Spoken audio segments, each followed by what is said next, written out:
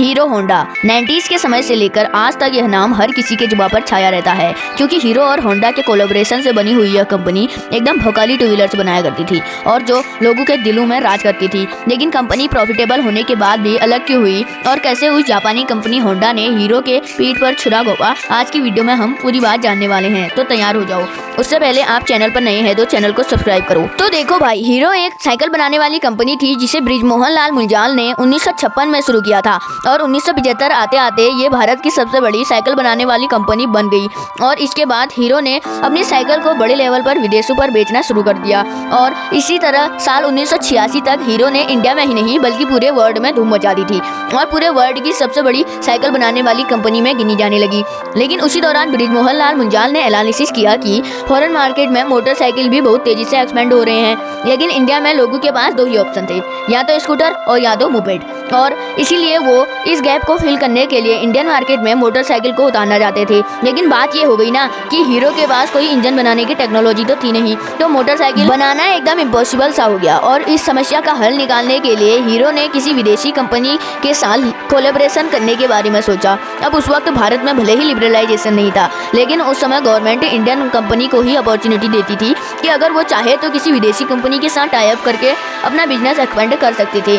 इसीलिए हीरो ने अपना प्रपोजल दुनिया की सबसे बड़ी मोटरसाइकिल बनाने वाली कंपनी होंडा को भेज दिया, क्योंकि उस समय कोई भी इंटरनेशनल कंपनी भारत में अपना बिजनेस डायरेक्ट स्टार्ट कर नहीं सकती थी। इसीलिए इस प्रपोजल के जरिए होंडा को इंडियन मार्केट में इंटर करने का एक बहाना सा मिल गया, जिसे कि होंडा भी गंवाना नहीं चाहता था। इसीलिए 1984 में इन दोनों कंपनियों ने आपस में हाथ मिला लिया और हीरो और होंडा के बीच ये एग्रीमेंट हुआ था कि हीरो बाइक्स के बॉडी बनाएगा और होंडा उसके लिए इंजन सप्लाई करेगा। इसके अलावा इन दोनों कंपनी के बीच एक एनओसी भी साइन हुई थी, जिसके अकॉर्डिंग फ्यूचर में उन दोनों में से कोई भी एक दूसरे के मुकाबले में अपना प्रोडक्ट लॉन्च नहीं करेगी। और भाइयों, दोनों ही कंपनी इस कंडीशन से सेटिस्फाइड थी, तो ये डील फाइनल हो गई और यही से हीरो होंडा की शुरुआत हुई। अब कागजी कार्रवाई पूरी करने के बाद से हीरो होंडा का सबसे पहला प्लांट हरियाणा में खोला गया, जहां से हीरो और होंडा ने मिलकर बिना देरी करते हुए तुरंत ही बाइक्स को मैन्युफैक्चर करना शुरू कर दिया। और 1985 में जब उन्होंने अपनी पहली बाइक CD 100 लॉन्च की, उसको लेने का इतना ज्यादा क्रेज था कि ये बहुत जल्दी पॉपुलर हो गई, क्योंकि पहला ये कि इंडियन मार्केट में बाइक्स का कॉन्सेप्ट एकदम नया था और दूसरा इसका माइलेज भी कमाल का था। और इन्होंने इसे इस प्राइस में लॉन्च किया था कि हर मिडिल क्लास फैमिली के लिए अफोर्डेबल था। इन्होंने अपना मार्केट कैंपेन भी एकदम जबरदस्त रखा था, जिसमें लिखा था fill it, shut it and forget it. इस टैगलाइन से भी बहुत ज़्यादा असर हुआ और लोग इसके दीवाने हो गए थे, क्योंकि उन्हें स्कूटर वाला माइलेज अब बाइक में जो मिल रहा था। लेकिन उसी दौरान जापानी करेंसी में उछाल आ गया, जिस वजह से जितने भी स्पेयर पार्ट्स जापान से आते थे उनकी कीमत बहुत बढ़ गई और हीरो होंडा को अपनी बाइक अफोर्डेबल कराने में काफ़ी दिक्कत आई। और एक प्रॉब्लम ये भी थी कि हीरो होंडा के कई सारे कंपटीटर्स इंडियन मार्केट में उतर गए थे, जैसे सुजुकी, यामाहा, बजाज और TVS। लेकिन ये सारे ब्रांड्स सिर्फ शहरी इलाकों के रहने वाले वेल्थी पर्सन्स को ही फोकस कर रहे थे। लेकिन वहीं अगर हीरो होंडा को देखा जाए तो उसका मेन फोकस इंडिया के मिडिल क्लास और लोअर मिडिल क्लास लोगों पर था, जो कि अफोर्डेबल सॉल्यूशन चाहते थे। और यही वजह थी कि हीरो होंडा की बाइक सिर्फ शहरों में ही नहीं बल्कि पूरे भारत में सबसे ज़्यादा सेल होती थी। और यही सब देखते हुए कंपनी बाइक्स का रेट नहीं बढ़ाना चाहती थी और इसी से कंपनी को काफ़ी लॉन्ग टाइम तक लॉस का भी सामना करना पड़ा। लेकिन 1990 में जब डॉलर का एक्सचेंज प्राइस रेगुलेट हुआ तो फिर हालात थोड़े सुधरने लगे और देखते ही देखते कुछ ही समय में हीरो होंडा एक बार फिर से अपनी बाइक्स पर प्रॉफिट कमाने लगी और अगले कुछ ही सालों में कंपनी का प्रॉफिट $10 मिलियन को भी क्रॉस कर गया, जो कि उस जमाने का एक बहुत बड़ा नंबर था।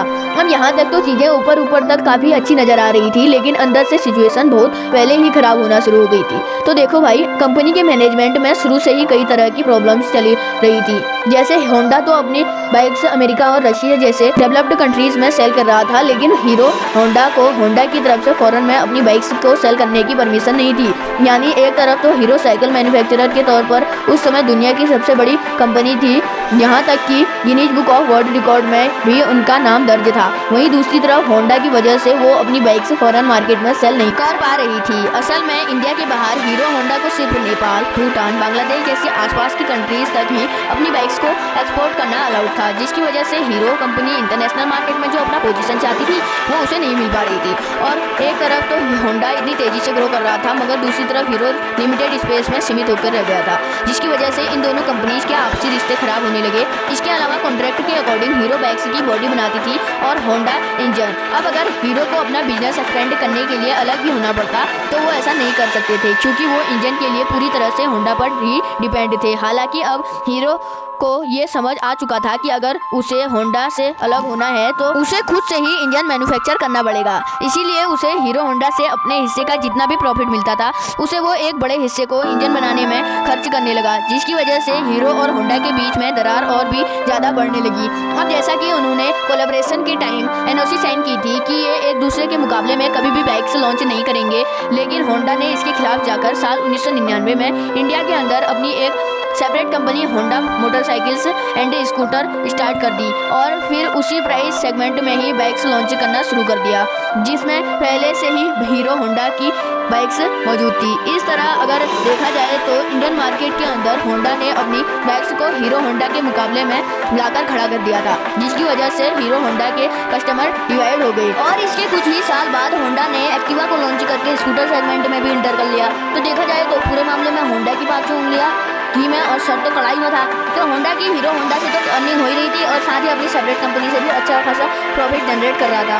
और दोस्तों इन्हीं सभी प्रॉब्लम को देखते हुए हीरो ने होंडा से अलग होने का फैसला लिया और 2010 में जाकर दोनों कंपनी हमेशा के लिए अलग हो गई। हीरो होंडा कंपनी में इन दोनों कंपनीज के 26% शेयर थे, जिसके चलते होंडा मोटर्स ने अपने हिस्से के सारे 26% शेयर हीरो को ही बेचने का फैसला किया। और दोस्तों हीरो कंपनी के प्रमोटर ब्रिजमोहन लाल मुंजाल ने होंडा के ये शेयर 1.2 अरब डॉलर्स में खरीदकर अपना खुद का कारोबार हीरो मोटोकॉर्प के नाम से आगे बढ़ाया। हालांकि जब ये दोनों कंपनी अलग हुई थी तो लोगों ने यह तक कहा था कि होंडा के बिना हीरो कभी भी सर्वाइव नहीं कर पाएगी, लेकिन आज आप भी देख रहे हैं कि हीरो के बेस्ट रोड प्रेजेंस के लिए अपना एक अलग ही फैन बेस है और हीरो को दुनिया की सबसे बड़ी मोटरसाइकिल बनाने वाली कंपनियों में शुमार किया जाता है। और आज की वीडियो यहीं पर एंड करते हैं और आप जल्दी से अपने प्यारे प्यारे हाथों से सब्सक्राइब का बटन दबा दो।